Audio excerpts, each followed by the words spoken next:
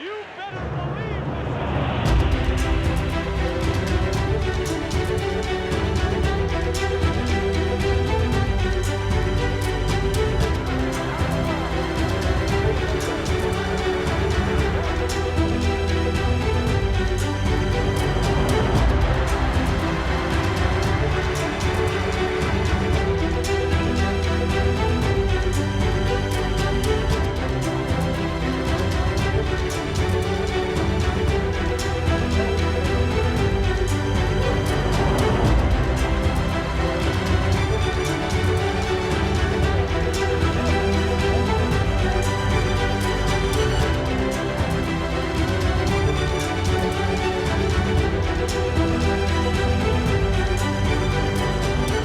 Simply put, October 28th, 1989 was the greatest night of my life. Not only did we beat BYU, we crushed them.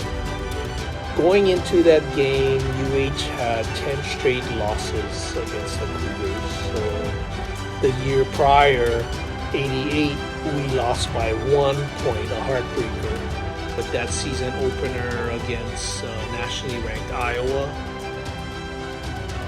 which many fans till this day say that is the biggest upset in school history.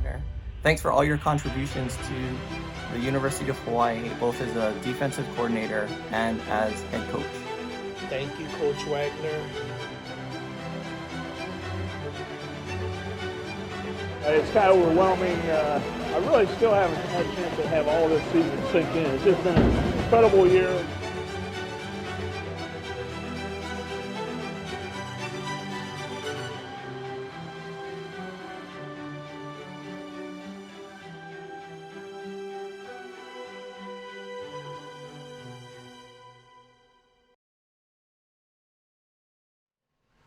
And I bring him in right now. That's our very own Coach Wags, Coach Bob Wagner. Aloha, and welcome back to the show. How are you tonight? Going great. It's pretty nice over here on the Big Island, especially this side. You know, Hilo's starting to get a little out of control, but we're going pretty good on this side. And as I mentioned before the show started, we have some wide open space around us, so it's we're very fortunate. You're in Waimea, right? Area? Yeah, outside of Waimea. So we're actually about 8 miles somewhat southeast of Waimea. Yeah, so it's a great place to be during these times, really. Absolutely. Far away from everyone. Nice cool breezes on those bluffs up there. I'm in Los Angeles right now. Right now, the game going on, LAFC versus Galaxy, the Battle of LA. So, gonna keep an eye on that. And this Laker fan right here next to me, Coach Wagner's. Don't tell him anything. I don't want no spoilers, because he's gonna wait until after to see where the Lakers Rockets game goes. But a lot going on in the City of Angels. Football, even this weekend coming up. NFL games. No fans, obviously, in the NFL from a lot of stadiums. Some stadiums will. On Thursday, Kansas City will open the season, the defending Super Bowl champions, at home against the Texans with a partial capacity. And, that's just the weirdness of the times that we're living in. But, Coach Wags, I guess first off, your just impression of just how weird football season is right now. Well, yeah, it's kind of crazy. With several conferences not having football, other leagues having football, more of a modified schedule. It's going to be interesting to see what happens. I saw where University of Alabama almost had 2,000 students test positive. Here in Hawaii, we're concerned. I mean, at 1.4 million people, we're around 10,000 during this whole duration. So, yeah, it's I think I saw where the University of Tennessee, had some sort of lockdown. So it's going to be interesting, especially with football, how this thing is going to play out. Without doing the bubble concept. So. Yeah, that's something that. Hold on tight. And that's something that you brought up. The bubble, really important to keep people safe and keep the parameters locked in terms of coming in and out and the chances of infection. But do you see the season, college football season that's starting right now, this traditional fall season, do you see it playing out through its entirety? Well, I hope so. I'll be surprised if it does. I mean, I'll be extremely surprised if there aren't some cancellations. I know some of the leagues have tried to build in some flexibility. The idea of spring football for the leagues not playing now, I kind of like that idea. And I know Urban Meyer. I was in a lot of meetings with him when he was an assistant coach. I was head coach at the WAC officials meeting. Good guy, but I don't. I think he's off base when he says, "Well, you can't do spring football season and the fall." I mean, the NFL, a lot of the same age players. I think this year, 17 regular season games. Teams could actually have 4 playoff games with like one bye, and a lot of young 20-year-olds, and so if you do spring and fall 9 to 10 games, that's about as many as the NFL is doing in one season. So I think that hopefully that we can have some spring football with the leagues that didn't play this fall.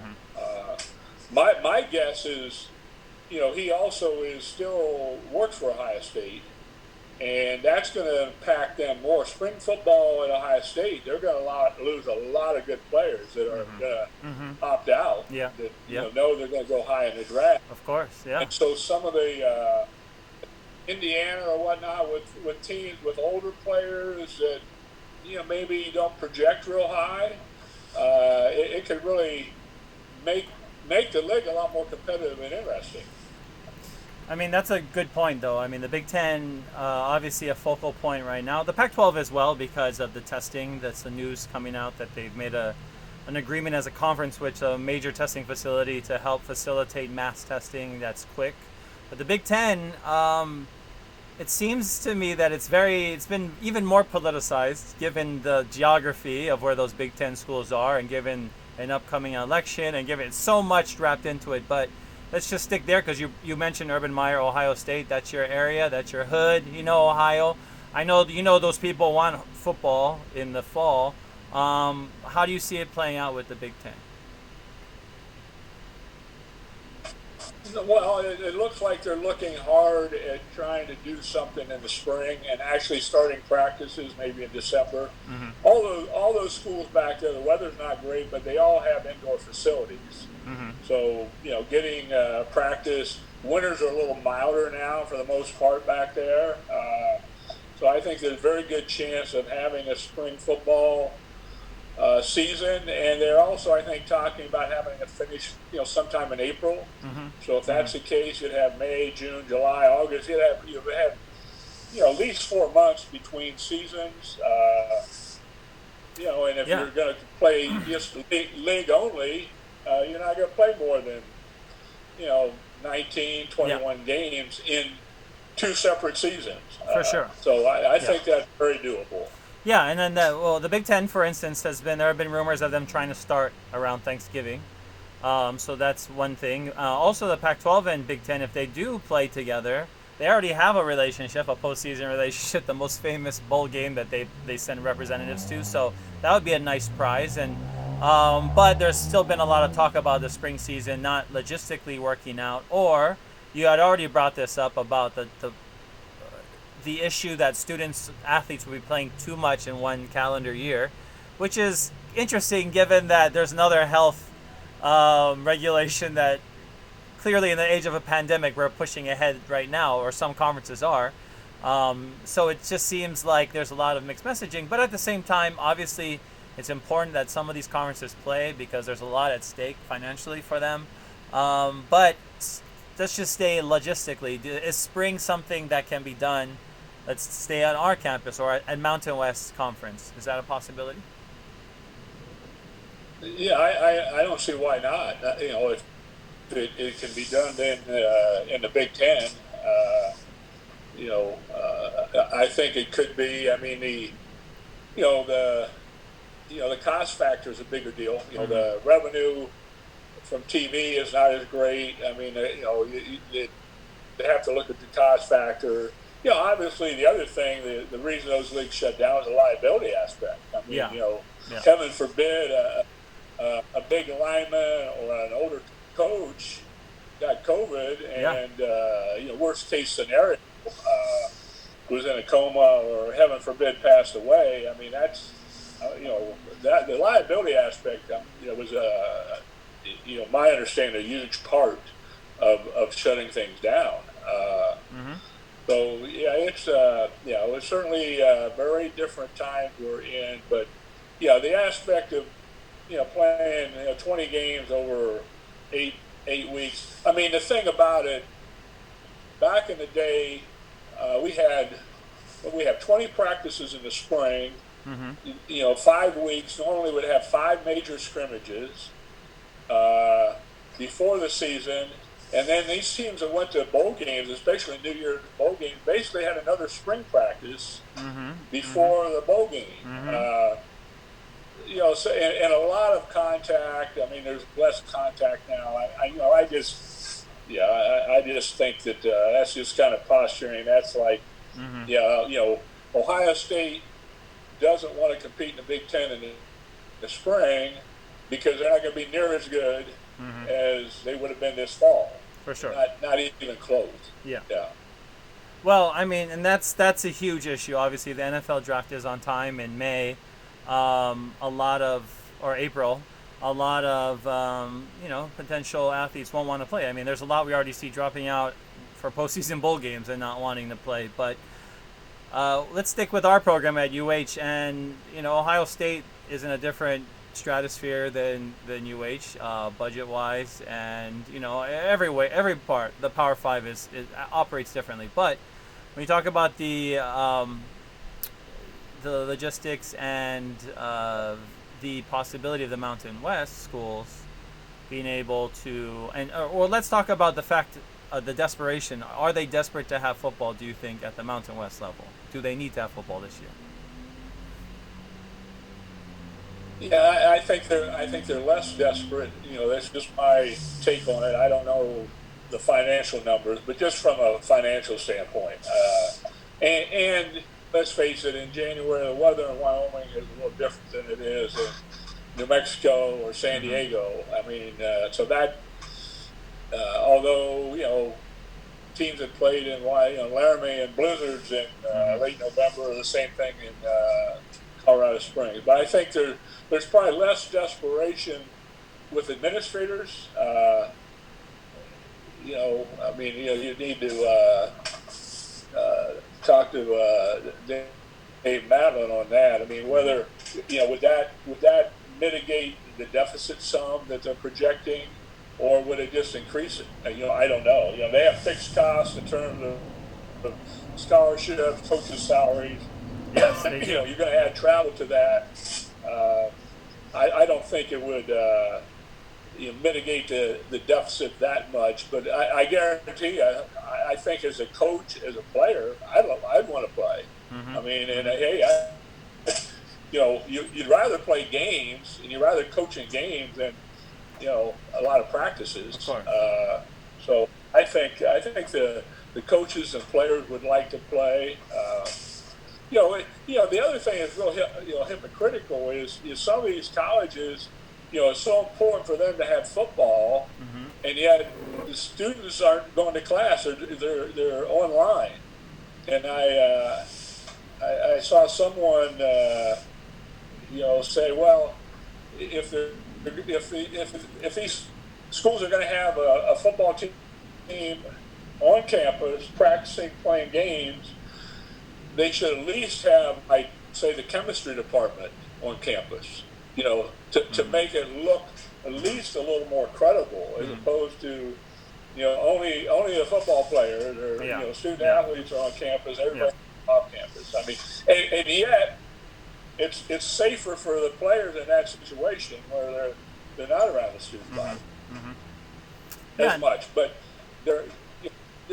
there's still kids living on campus and parties. I mean, they're college kids. Yeah, of course. Yeah, Of course. I mean, you can only expect so much from college kids, but I mean, preliminarily, it seems like there have been high numbers. Like you mentioned, I saw the Alabama numbers were high, but probably the percentage of people who are asymptomatic is probably super high as well. So we don't know what kind of strain on the health system there is, because obviously that is the main goal, is to mitigate the risk of putting us into overboard and running out of ICUs and running out of ICU beds and ventilators.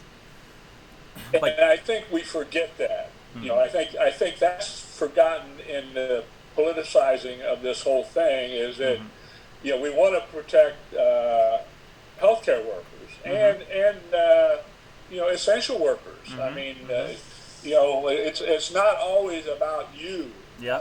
Which it ticks me off, having been a coach and always been on teams or coaching teams where it's about us and not me.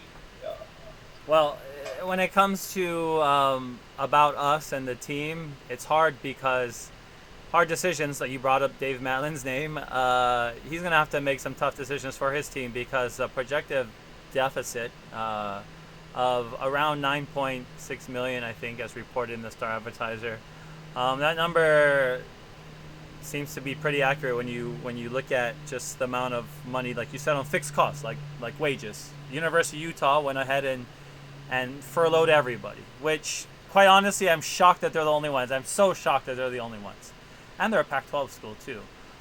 So to hear that Mountain West, nobody else has done that. Boise obviously furloughed some of their staff back in April and May, their coaches, their football coaches. But you've been athletic director, so you know what goes into some of these difficult decisions. But also someone that's been at UH, where would you start? And when it comes to the sustainability of the program, really what we're talking about when we talk about numbers and just ginormous deficits like that, it's like talking about the very existence of the program being at stake. I have no idea on that. I mean, where you begin. I know they've been running a deficit as it is. I don't know where you'd start. I haven't followed that. I wasn't aware that Utah had furloughed people. One of my better friends in coaching is at a Pac-12 school, and I haven't talked to him in a number of weeks. But the last time I talked to him, I said, "Hey, are they still paying you?" And I kind of said it in jest with the assumption that they were. Of course. But who knows, right? I mean, he's not at Utah. Yeah. I will say that. So Yeah. he hasn't been furloughed, but Does that surprise you at least? Difficult. Does that surprise you? I mean, at least that Utah would do something like that? No, not really. I mean, the gist I got from you is that, well, maybe I didn't get the right vibe. I mean, it's probably more surprising that other schools have not done that, and some of it may be afraid of losing personnel or how it might look in recruiting. I'm sure that's one of the concerns with Pac-12 and Big Ten is how this may impact recruiting in moving forward, right? Especially, when you're recruiting against the Southeast Conference or the Big 12? I mean, Yeah, ACC, Big 12, yeah. Yeah, but so all that factors in too. I mean, do you want to go to that school? They can't afford to pay their coaches. That's why with Utah, it's very surprising. Was that mandated by the state legislature? Well, Utah did that, and Utah State has it. Yeah, Utah. I don't know. See, that's why I think it was just the university. I don't think the state mandated, because I didn't hear of any other state schools. I didn't hear about Utah State doing it. So, and I mean, that's even there where a huge. Well, they always talk about Kyle Whittingham makes $3.7 million a year. So there's a huge difference there, obviously, in coaches' salaries. But still, with all the money coming in from Pac-12 TV revenue, for them to take that step is is pretty, surprising in that at a Power 5 school. I'm actually more surprised that more mid-major or FCS schools haven't done that, I hear you. Yeah. No, I agree. and especially private schools like Rice, Yes, schools of that nature that don't have big TV contracts and are private institutions that can't get state aid or any of the government funding. exactly. Well, we got a comment too from Sean who says, don't forget. Well, Tony says, I'm on duty. This is our friend Tony. Shout out to him, essential worker, frontline worker here in LA. Huge fan. He says, I wanted to say hi real quick and let you guys know my family loves Coach Wagner and Wayne. So Coach Wagner first, but I'm there behind there somewhere. But shout out to Tony. He's doing a lot here. There's a lot of wildfires. He's with the LA Fire Department. And Sean Iman says, don't forget Navy versus BYU tomorrow. So do you have interest in that game? Is that something you'll be watching? I feel like you will be. Oh yeah, I have. I'm going to tape it. With the time difference or whatnot. I mean, I've got either. I haven't scheduled it. It's going to be either beach time tomorrow afternoon or lawn mowing, weed whacking. I mean, we have 10 acres, so. So Wow. I have a part-time job, and then and I also to make sure I have some fun too. Of course. But I'm definitely going to take with Kenny and Ivan there. Yeah, I mean, and we lived in Annapolis part-time for like 3 years. So I went, especially before I had my knees replaced. I went to a lot of practices and games, and so. I would, and I think everybody knows who I'm going to root for. I'm assuming Navy. We're assuming Navy. I mean, I don't, unless something happened and some, we don't know about. No, that's a very good assumption. But given that BYU, an independent school, they're managing to play a season as well. I mean, let's talk about that accomplishment from them. Well, I mean, private school, they have some money. They almost need to. I mean, they're kind of been struggling as an independent, right, to get games, and there are more games available, I think, for them after what happened. I mean, they were able to put a decent schedule together. I think I haven't looked at their, but.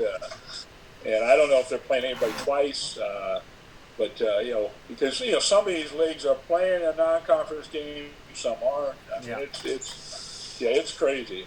Well, I mean, that's why having two non-conference games for UH this year against the Pac-12. I mean, there is a chance to retain some of those games, wouldn't you imagine? And hopefully, maybe the payday that comes with it. I don't know what the language would be like, because I'm assuming you can't obviously fulfill the same financial obligations if you don't have a gate or the maximum gate possible. But that would be something to keep as well, or we would love to keep. Yeah, well, they'd like to, but again, if they do a spring schedule, I mean, the schedules for next fall are set for the most part, and I don't know if the Pac-12 would want to play. Yeah. On conference in the spring probably doesn't make sense. I mean, I mean, those were some significant games, gates, or guarantees, and and of course Brian Norwood's at UCLA now. He left Navy, who was a heck of a player for us. Should have got the UH job. A number of years back, from several people heard that he interviewed the best, and it sounded like local politics got involved, and which they often do, and unfortunately, Brian, great young man. I mean, it's no surprise to me that Kenny Amatalolo, Ivan Jasper, Brian Norwood will all add to Naval Academy, which is one of our great institutions, and you don't make people any better than those guys. I mean, they're as good as it gets. You talked about Ivan Jasper in the last episode. about how hard it was, I think, for him to take the SAT, and how that was like a thing back then, right? Like, or even still for a lot of student athletes, but now the SAT is going away. But that doesn't make somebody, right? That being a high school kid or whatever, you're qualifier, non-qualifier, or what? I mean, like the growth that you've seen in some of these, high school kids that turn into adults and they go on to greatness and doing great things. I mean, just talk about that aspect as well for you. Well, that's one of the reasons, I have friends that are in the NFL, been in the NFL, gone back and forth, and I never had an aspiration to coach in the NFL once I spent time on the college level. Mm-hmm. I mean, because of what you're saying. I mean, you actually, feel in some small way you've had an impact on these young people's lives. You see the tremendous growth. Mm-hmm. And they come from all different backgrounds. I mean, and I would tell people, like, I was prouder of Boone Mahuka, Clayton Mahuka, than Jason Elam. Because Jason Elam, had a much better home situation, et cetera, and Clayton was out of school for a semester because of grades, came back. I think he was the first one in his family to get a college degree. Those things are so gratifying to see. And if we could switch to your alma mater, that's one of my pet peeves about Kamehameha is like, when I coached Kamehameha kids at UH, it was like, can I continue with this? Yeah. Oh, okay. You're pointing to your cave. Oh yeah, I'm pointing to my cave. But I mean, really, really impressed with them, and then becoming part of the system and realizing how hard the application process was. And they got away from saying we take the best and the brightest. And I think I know on the Hawaii campus for certain, and they didn't have as much of a choice, but to give kids opportunity that have the potential that maybe didn't have their parents prepare them to take the interview and take the test and all those things. I was less impressed. You know what I mean? I mean, in terms of, I don't think those kids, grew as much as a kid from a tougher background. I don't know your background. I'm happy that you guys had to, you graduate from there and had a great experience. But I just think that, it's pretty much college prep, so you can't admit everybody. That was one of my deals with they had done a lottery at one time, and then they did away with it. And a lot of it has to do with the fact that they don't want to work as hard. And to me, I would say go back to a lottery, but do it. Here are the people that qualify based on test scores, and maybe they're marginal qualified. Okay, I see. Yeah. And then do a lottery. Yeah, I mean where they all have the potential to do the work, and now do a lottery. Yeah. And So anyway, gotta get my a little shot of Kamehameha experience in there. But your experience. When you're spending that much to educate a kid, and they don't have to pay that much. I mean, you get more bang for your buck if let's say a kid.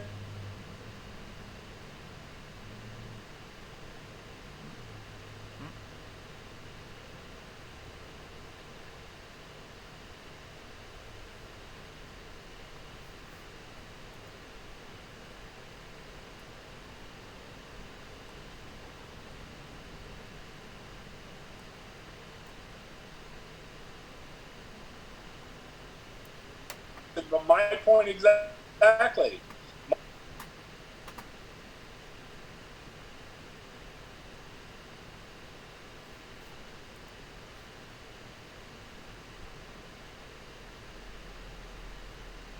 Whoops.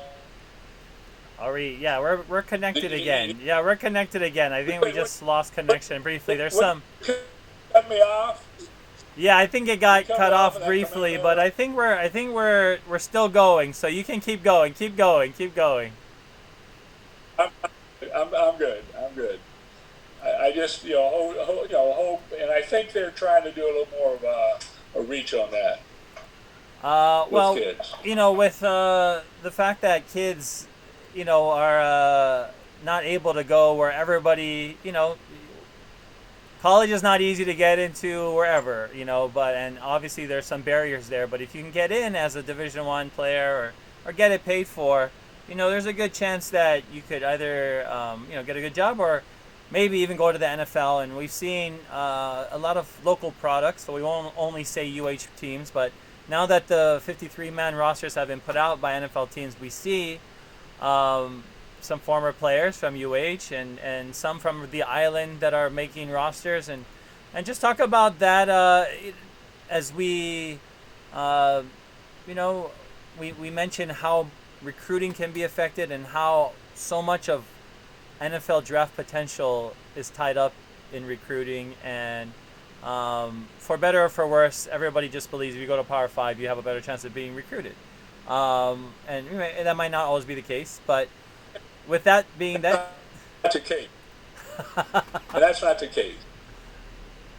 So getting the NFL. I mean, it's I think less so all the time. I mean, with all the combines and the scrutiny and everybody gets timed and whatnot. No, I mean it's you get more publicity on TV or whatnot, but you see these All-Americans that go in the third round or whatnot because they don't run or as fast or this or that.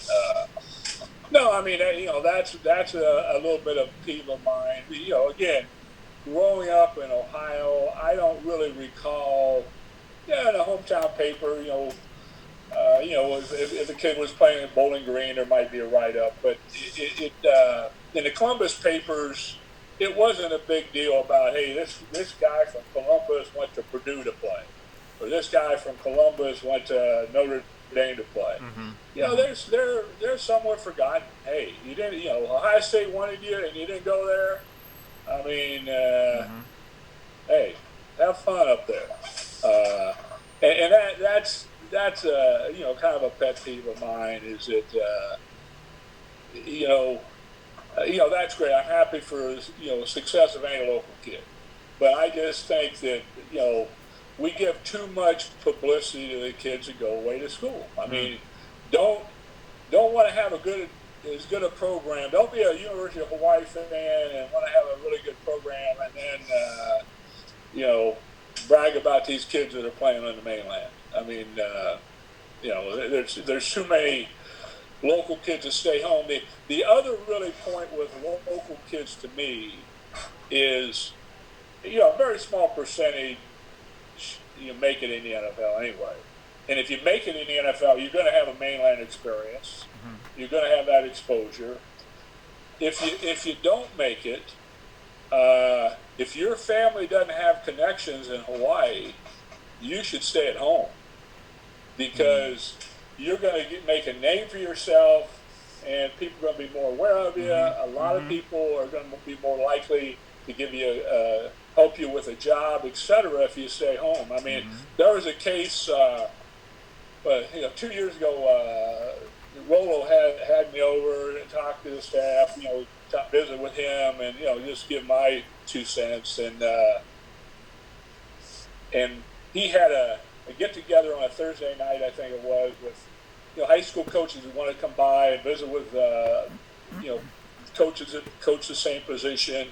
And there was a kid that we had recruited that had gone to Oregon State that had just got back to Hawaii after graduating from there 8-10 years prior.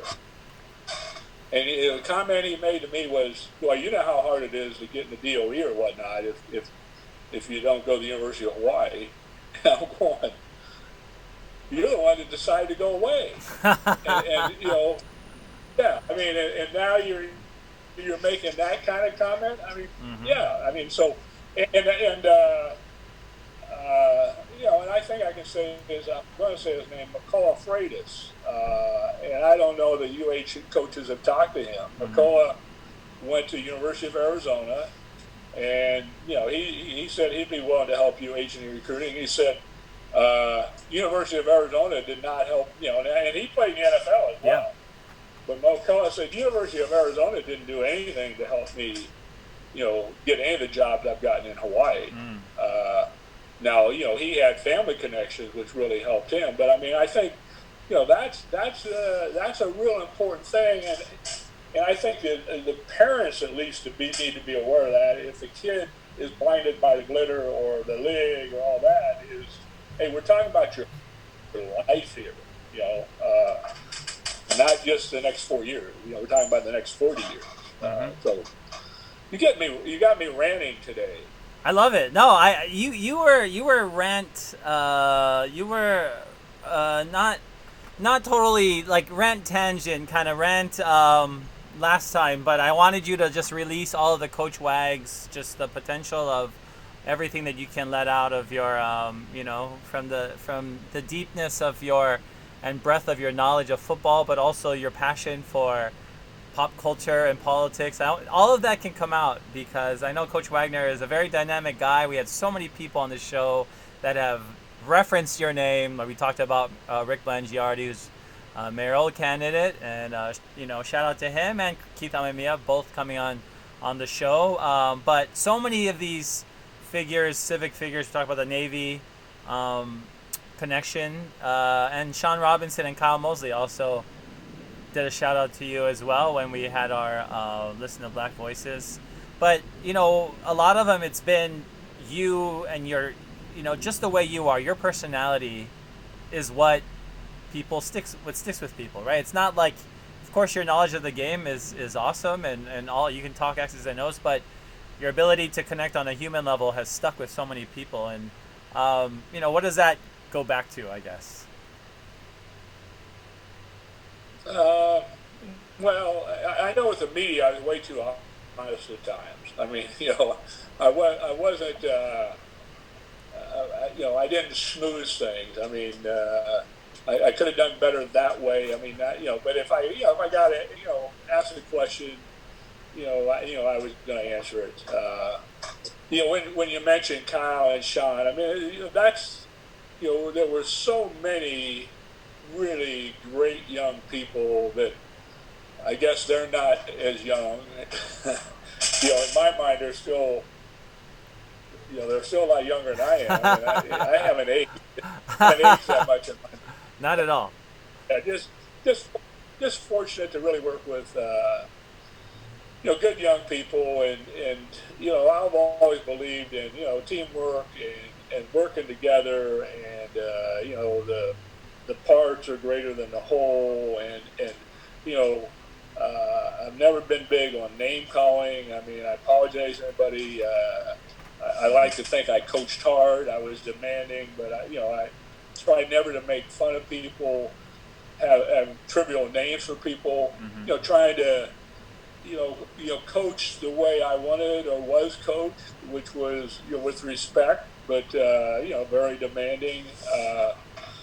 So we all have our personalities, and I'm going to be me, I guess, and not the smoothest guy in the world.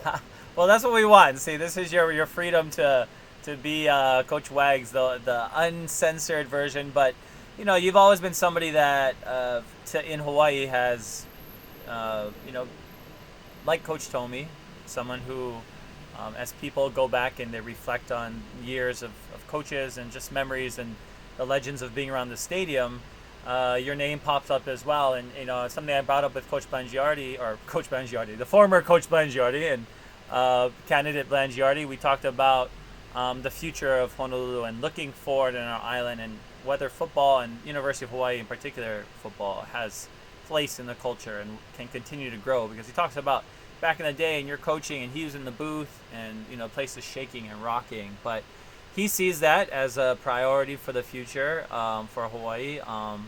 But when we have issues like you said, people maybe demeaning going to UH, or good athletes who probably would be better off going to UH than trying to go somewhere on the mainland. Is the culture still the same or enough from when you were coaching and when we're at UH to where we can get back to that same level of excitement for UH football again? I like to think so. I think television money, we talked about that. I mean, the fact that they're so dependent, and I can understand, if you're the athletic director, you're guaranteed X amount of money, with a pay TV, and you can't be guaranteed that at the gate.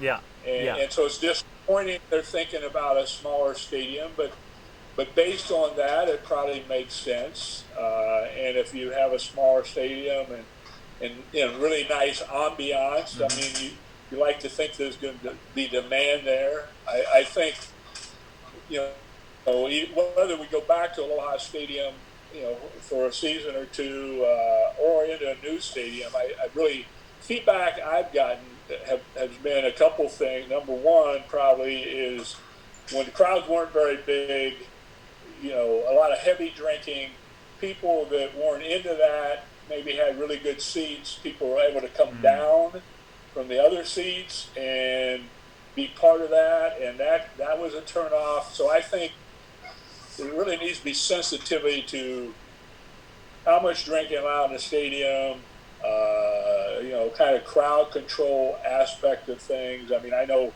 I've gone to Major League Baseball games. I mean, you can't go to another section till after like the seventh inning or maybe at all. I mean, they check, you have tickets in this area. I think, things of that nature will be important. A new stadium, anything that's new.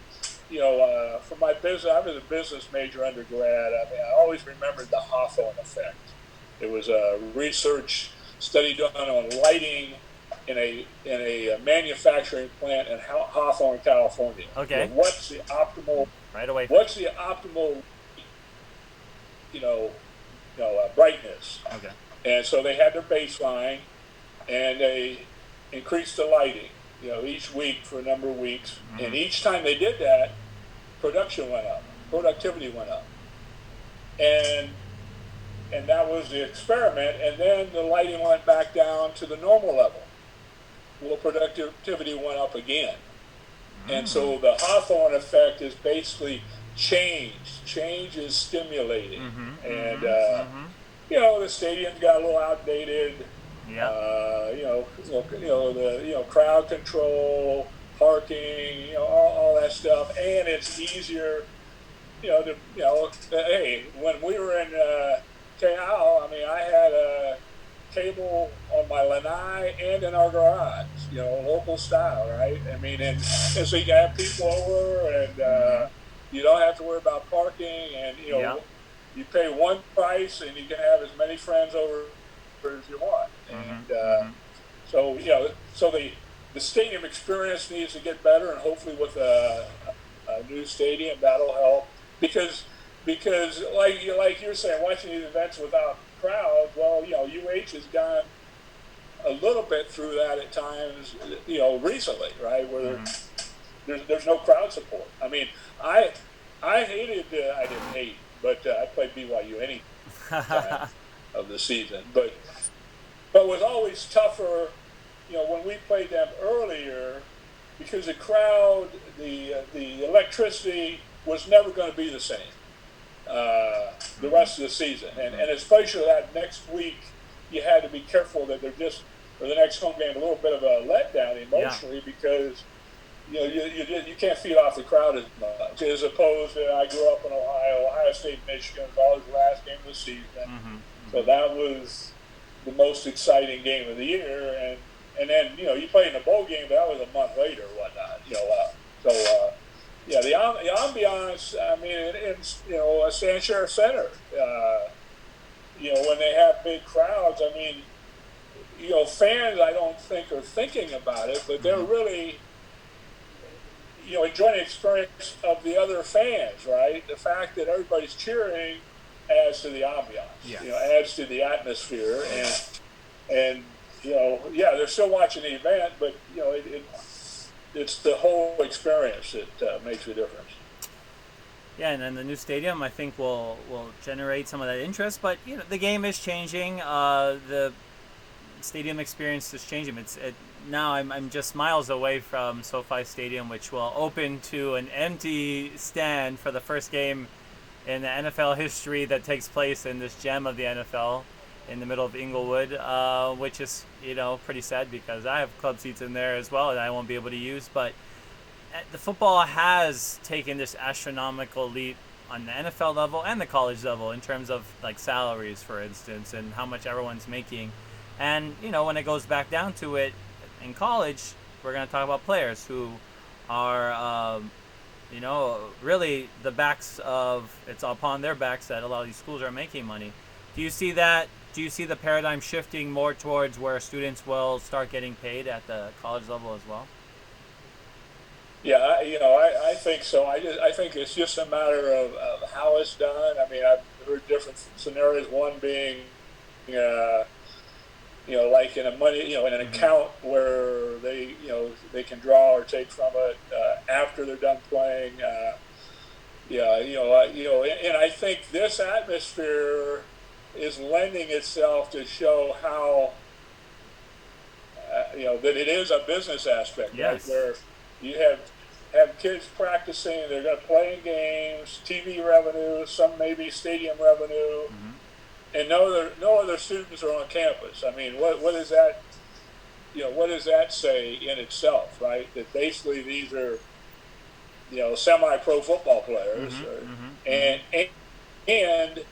the aspect of, some of these coaches, ADs, former coaches talking about how it's going to hurt their NFL prospect. Well, you should be going to college to get a degree, right? I mean, that's why, to me, the NBA, has the final say. The one and done rule is terrible. I mean, if kids don't want to go to college, don't make them. And there's more kids now that are opting out. But, yeah, way more. Way more. Yeah, you're right. The G League, their G League has taken a bunch of kids away from college, and obviously the number one pick looks like it's coming from the Australian League with the Balls, but that has all changed as well. But you can continue. Yeah, I think baseball has the best rule. I mean, and look what it did for Colton Wong. I mean, he was drafted, but he ended up being a number one draft pick. So you either make the decision, to turn pro, G League, maybe NBA, maybe NFL. I mean, or you got to stay 3 years. And with almost all these college kids in the major sports being, summer school being taken care of, they have a chance to graduate in 3 years. And so, I mean, so to me, it's perfect. I mean, I made a decision. I want the college experience. I want to grow and get better, and I can get a degree. And then whatever happens after 3 years, I do have the degree to fall back on. So I really think the baseball model is really good, and I guess football is the same way as 3 years after your high school class. I think you have to turn 20 or something. Yeah, or something. I don't know. I mean, and that whole Maurice Clarett situation, which you're probably very familiar with since he's an Ohio State guy, and a lot of that is what sparked this rule with the NFL. But the college rule in baseball is 3 years of undergrad first or whatever NCAA rule. So a lot of kids go to junior college baseball so they can get out of there, go to the minors, or they'll just start off in the minors. But you're right. In baseball, there are so many different paths. It doesn't exist in football, right? It's like you go to college and then you go to the NFL. It's like there's nowhere else. In basketball, you could grow up in Bosnia and Herzegovina and become discovered and play in the NBA and be a star and be amazing, obviously. One in 3 million type talent, 5 million. Right. But, with just the amount of money that people are seeing, and like you said, this is a day of an awakening for students on campus, for college kids. We've always been big thinkers like this, right? Very overly idealistic, but the MW United statement and really the Pac-12 United statement didn't come off to me like it was so crazy, out of the ordinary type of demands. But I mean, were you able to see both of those documents, and how do you feel about those? I saw a little bit about them, and no, I thought they were good. Yeah. I thought, hey, and I'm not a college coach anymore or a college administrator, so I can appreciate or like those things better. But no, I think it made a lot of sense. They're talking about their safety and different things, and no, I mean it was that what stood out to me.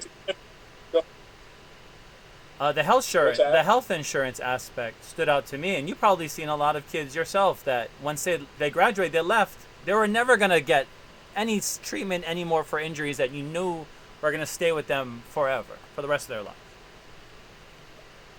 Right. Yeah. No.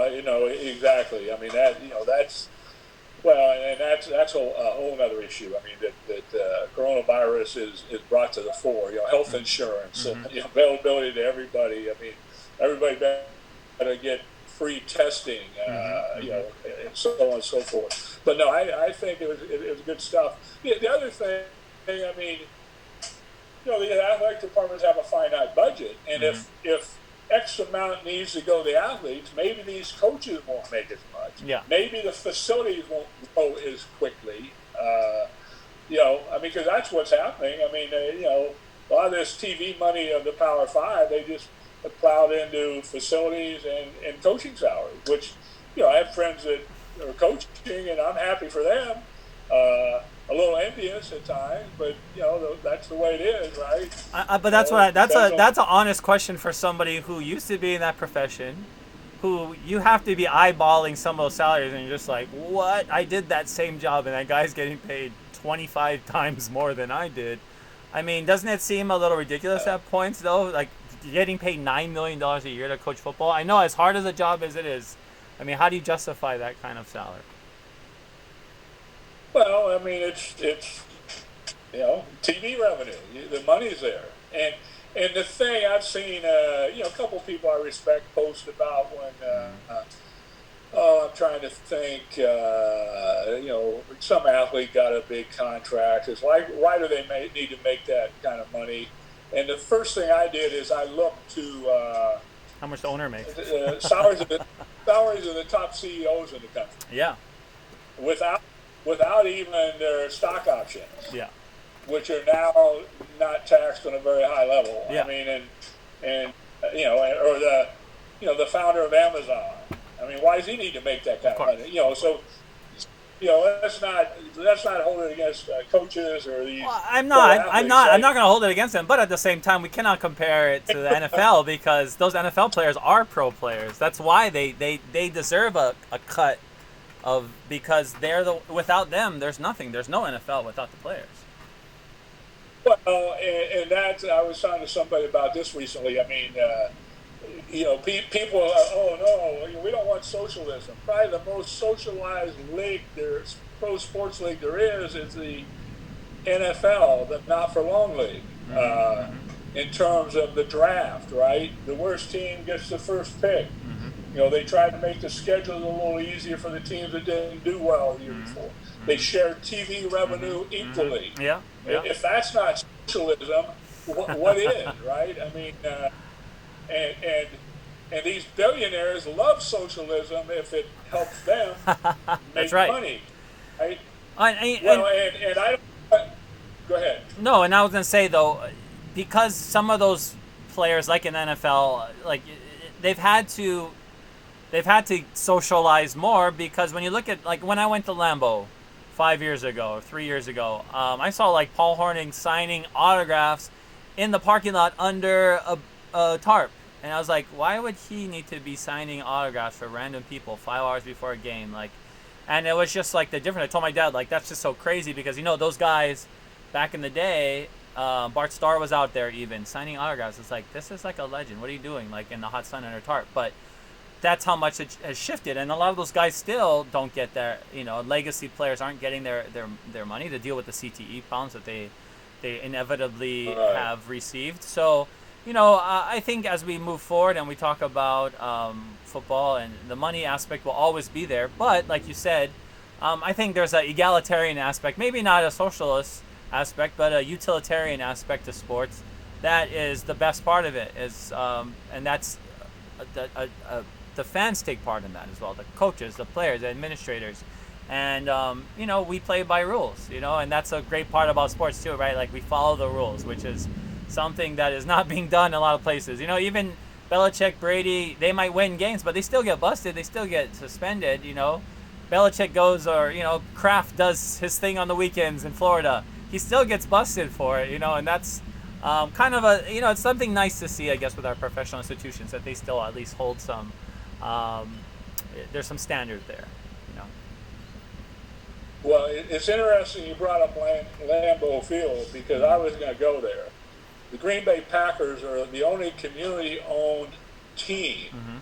And my understanding is a number of years ago, the league passed a rule that couldn't happen anywhere else, that they were all going to have private ownership. Mm-hmm. And to me, that's crazy. Yeah. I mean, because whether you're Jerry Jones, you say, I'm building my own stadium, who does the infrastructure around the stadium, the highways, mm-hmm. the sewage pipes, the water pipes? I mean, so much of that is done by the community. Of course. And in my mind, and the NBA is even more classic. You only have 15 players, mm-hmm. and a handful of guys are very special. I saw somewhere, I think, like they said LeBron James, this was a few years ago, if he was a soccer player, he'd probably be making like 80 or 90 million a year, because there's no salary cap. I mean, mm-hmm. People can buy contracts, and the same teams dominate all the time because mm-hmm. they have the most money behind them. Mm-hmm. And so the more socialistic countries mm-hmm. Mm-hmm. are mm-hmm. totally the opposite when it comes to their pro sports teams. Isn't that intriguing? So basically, our billionaires, are pretty much control most things in this country. Mm-hmm. And you can see in the disparity with CEO pay now versus in the 60s. Yeah. I mean, it's incredible. I just saw the chart on that. I mean, we literally... It's a reason I went to...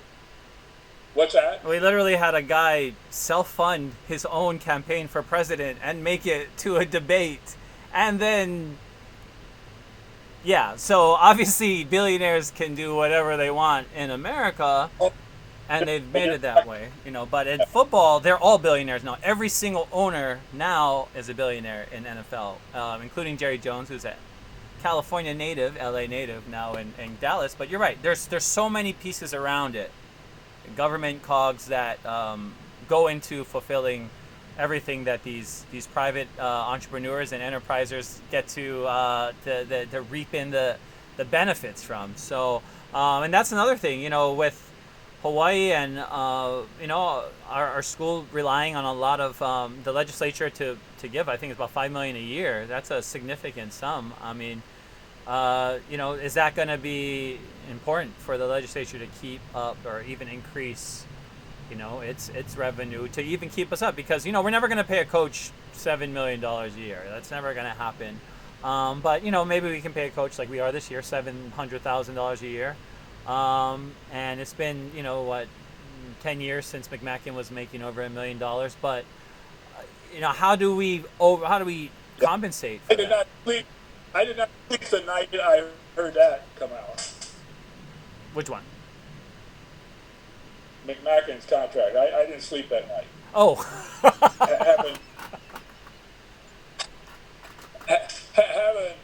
having beaten BYU 3 times, going to the Holiday Bowl, winning it, and with TV money, I got a grand total of $150,000.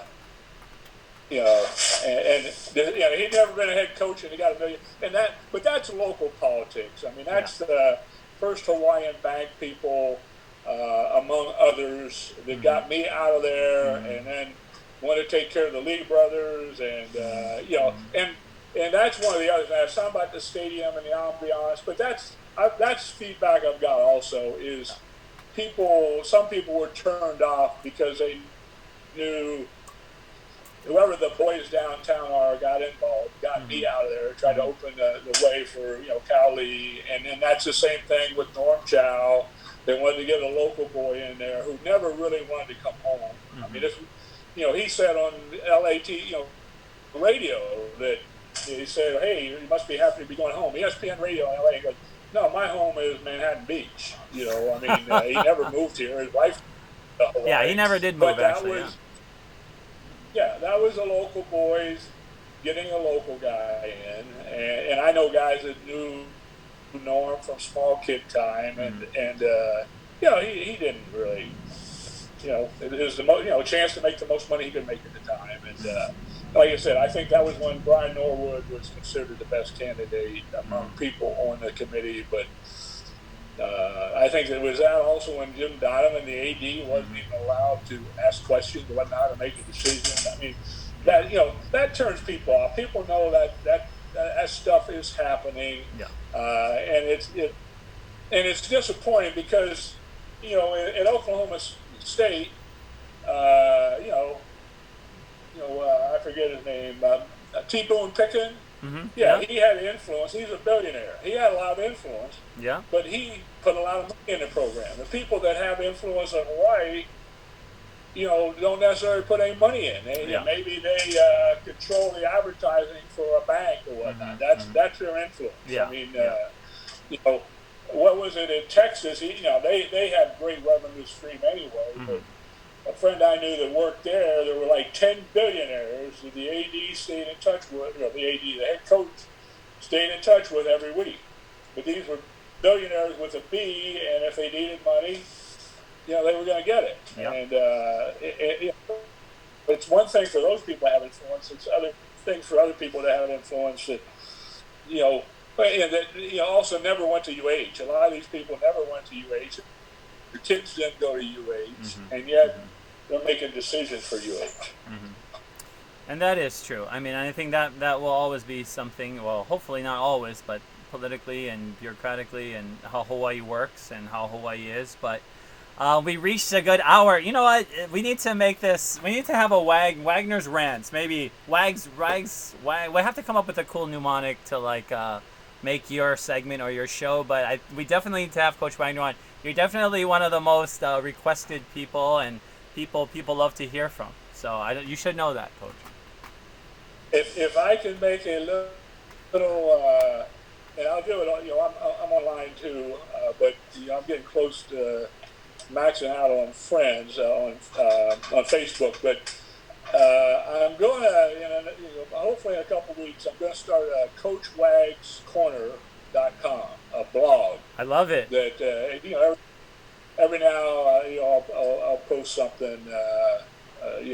Hopefully of interest to people, just something on my mind. I mean, yes. You got these sports writers every day in the paper writing articles. You got former coaches, of course, on TV.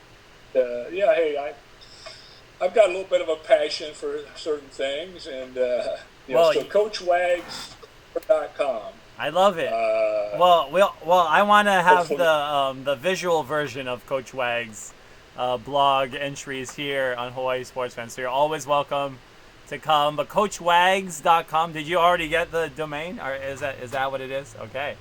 Yeah, CoachWagsCorner.com. CoachWagsCorner.com. CoachWagsCorner.com. All right. So if you're out there, CoachWagsCorner.com. You can follow him. There's also, you can make a page on Facebook. So if you have a personal, so you can create a Coach Bob Wagner's Corner, like a fan page, and people can just like the page. So you won't have a limit there. So we'll go there. Bradley says Wagner Wednesdays. Yeah, maybe we'll have to do a Wagner Wednesday. That sounds good, actually. Wags Wednesdays. Maybe we'll have him back on a Wednesday. But we had so much fun, Coach Wagner. We're always just getting started when we have to get off with you. But thank you for joining us. We're going to have you back. CoachWagsCorner.com. Bookmark it, whatever. Send him a message if you can't find it. Just always a pleasure. Mahalo, and thank you so much for joining us. Enjoyed it very much. Take care. All right, we'll see you folks on Wednesday. Aloha.